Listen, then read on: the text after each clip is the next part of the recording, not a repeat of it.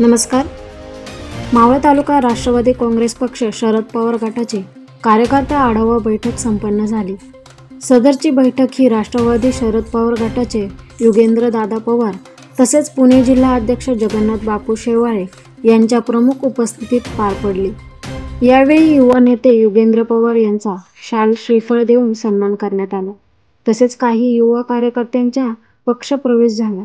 याप्रसंगी या बैठकीदरम्यान युवक अध्यक्ष प्रमोद गोतारणे, तालुका अध्यक्ष दत्तात्रय पडवळ, तालुका उपाध्यक्ष संतोष राक्षे, तालुका युवक अध्यक्ष विशाल वहिले, महिला अध्यक्ष रत्नमाला करंडे, ओबीसी अध्यक्ष अतुल राऊत तसेच पक्षातील इतर कार्यकर्ते उपस्थित होते.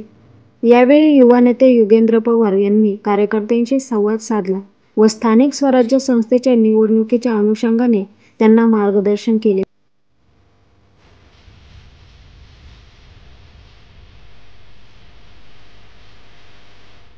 तुम्हाला सांगितलं शेवटच्या आठवड्यात आपण परत एक युवा मेळावा करणारे, युवती मेळावा करणारे, विद्यार्थी आणि महिला मेळावा असं आपण तिथं करणारे. आंदोलन जर आपलं यशस्वी झालं, कार्यकर्ते तिथं जोडले जातील, शेवटच्या मेळाव्यामध्ये आपल्याला तिथं शक्ती प्रदर्शन करता येईल आणि तिथं आपल्याला आपली ताकद दाखवता येईल. या पद्धतीने आपण पुढे गेलं पाहिजे.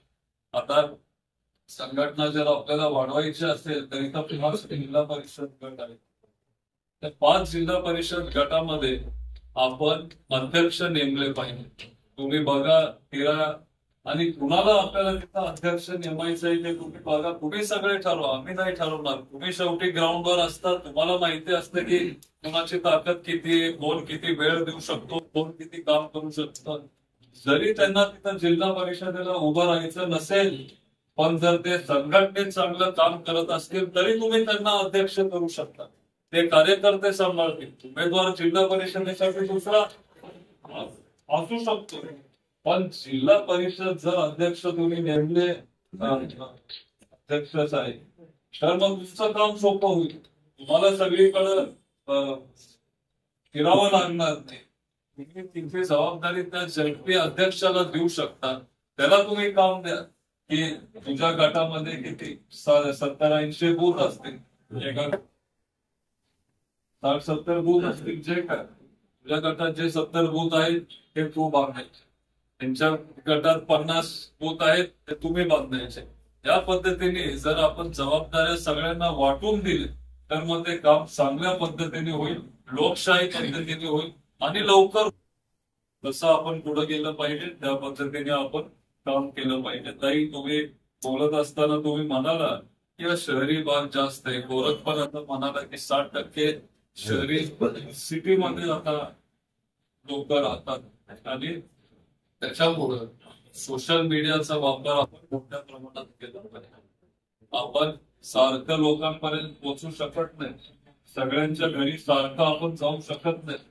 जर आम्ही सोशल मीडियाची ताकद जर आपण वापरली, जर सोशल मीडियावर आपण जास्त फोकस करू शकलो तर मग 100% आपण जास्तीत जास्त लोकांपर्यंत पोहोचू शकतो शहरी भागामध्ये. आज जे भाजपची सत्ता आहे, आपले जे पंतप्रधान आदरणीय मोदी साहेब जे सत्तेत आले ते 2014ला सत्तेत का आले? कारण त्यांनी ओळखलं सोशल मीडियाची ताकद त्यांनी, आणि हे श्रेय आपल्याला त्यांना द्यावं लागेल. मला काय वाटत नाही विरोधकांना. जे त्यांनी केलं ते खरंय. 2014ला त्यांनी सोशल मीडियाची ताकद ओळखली आणि पूर्ण त्यांचा जो कॅम्पेन आहे तो त्यांनी सोशल मीडियावर केला आणि 14ला ते पंतप्रधान झाले. खऱ्या अर्थानं त्यांनी सोशल मीडियाची ताकद 10 वर्षापूर्वी ओळखली. आपण सोशल मीडियावर आपली ताकद वाढवली पाहिजे. त्यांना जर सपोर्ट पाहिजे असेल आपण पण काही अजून 2-3 लोकांना, मुलांना तिथं जोडीला घेऊन काही मुलींना तुम्ही त्याला त्या आपली सोशल मीडियाची टीम जरा स्ट्रॉंग कर. आपल्याला पण तिथं रिप्लाय देता आला पाहिजे. जर त्यांच्या 1000 असले ना, आपले तिथं 3 असू दे पण कट्टर असू दे, आणि ह्या पद्धतीने जर आपण काम करू शकलो तर 100% आपल्याला यश मिळेल. आपला पक्षही वाढेल. पवार साहेबांना मानणारा वर्ग या महाराष्ट्रामध्ये खूप मोठा आहे. कार्यकर्ते आज जरी घाबरत असले तरी आतून ते साहेबांना मानतात. मत द्यायची वेळ जेव्हा येईल ते 100% पवार साहेबांना मत देणार. आज महाराष्ट्रामध्ये जे काय चाललंय ते लोकांना आवडत नाही. ज्या पद्धतीने भाजप वागतीये ते लोकांना आवडत नाही. त्याच्यामुळं अध्यक्ष तुम्हाला विनंती करतो की तुम्ही गावभेट दौरे घ्या, तुम्ही जरा फिरा, जबाबदाऱ्या वाटा. जे आपल्या तालुक्याचे प्रमुख पदाधिकारी असतील किंवा नेते असतील तुम्ही त्यांना घेऊन फिरा. पाहिजे असेल तर जिल्हा परिषद गट वाईज तुम्ही एक दिवस बैठका ठेवा. मी पण गट वाईज तिथं फिरायला तयार आहे. त्या पद्धतीने आपण काम करू, पुढे जाऊ. PLA अत्यंत महत्वाचा प्रश्न आहे, पण ते करत असताना आपल्याला पहिला बूथ बांधता पाहिजे. 350 बूथ आहेत, 350 BLA ची गरज आहे आपल्याला. आज 350 BLA आपल्याला मिळतील असं मला वाटत नाही. त्याच्यामुळे गावभेट दौरा तुम्ही लगेच उद्यापासून सुरू करा. त्या पद्धतीने प्रत्येक बूथवर तुम्ही कार्यकर्ते शोधा. बारामतीत आपण किती 5-6 दौरे केले. 5-6 दौरे केल्यानंतर कुठेतरी सगळ्या बूथवर आपल्याला तिथं माणसं सापडलं.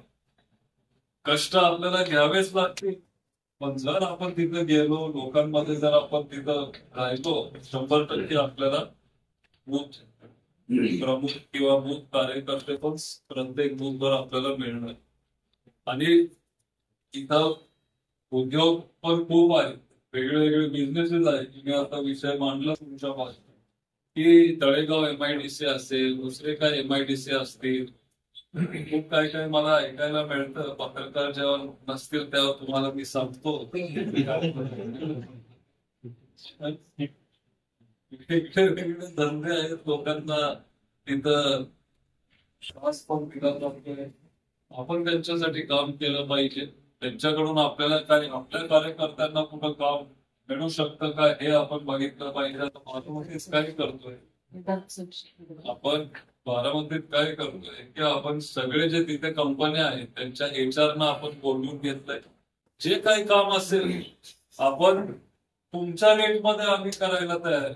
क्वालिटीचं काम आम्ही करून द्यायला तयार आहे, पण तुम्ही आम्हाला तिथं प्राधान्य द्या, तुम्ही आम्हाला तिथं प्रायोरिटी द्या. आम्ही पण चांगलं काम करतो. इथल्या पण सगळ्या HR लोकांना आपण गोळा करू, सगळ्या कंपन्यांच्या लोकांना गोळा करू, त्यांना सांगू इलेक्ट्रिकलचं काही काम असेल, छोटं काही मेकॅनिकलचं काम असेल, ट्रान्सपोर्टचं काही काम असेल, आम्ही तुमच्या रेटमध्ये करून द्यायला तयार आहे. क्वालिटीचं काम करून द्यायला तयार आहे. जर तुम्हाला काम आवडत नसेल तर नंतर काढून टाका, पण संधी आमच्या कार्यकर्त्यांना पण तुम्ही द्या. आणि हे सगळं आपण केलं पाहिजे. मगच कार्यकर्त्याला थोडी ताकद भेटेल. आणि जेव्हा तो सेटल होईल किंवा आर्थिक दृष्ट्याने त्याच्याकडे 2 रुपये जेव्हा शिल्लक राहतील, मग तो कुठेतरी पक्षासाठी पळेल, खर्च करेल, काम करेल. या पद्धतीने आपल्याला पुढे जायचं. हे सगळं काम आपण करू. तुम्ही मला सांगा, जी काही कामं होत नसतील, आठवड्याला तुम्ही एक यादी बनवा अध्यक्ष. सगळे कार्यकर्ते येऊन त्यांना भेटा की माझं हे काम आहे, मला इथं फोन करायचंय, मला तिथं जायचंय, मला या कंपनीमध्ये अडचण आहे. तुम्ही आठवड्याला मला ती यादी देत जा. ते काम मी करत जाईल. मी तिथं बसेन आणि